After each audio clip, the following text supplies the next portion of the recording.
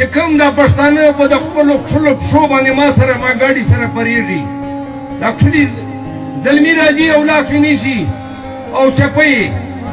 د دې دوره قدر بالکل حقداره نه یم واورئ چې کله خان دپاره ولس مو چیګاوه او کله د زینو ته تلو کله پولیس کوتک راپسې براوه او کله د ادارو به راباندې حملې کولې وخت ټیم ما دا سوچ نه و چې دا پښتون قوم به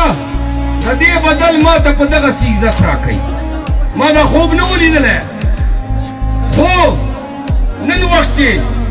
چې کله دا خلکو ولیده چې دا سړی خو چیرې ځي نو په زرګونو ولس ورته وتلی نو نن زه تاسو خبرومه چې پاکستان تحریک انصاف چې دننه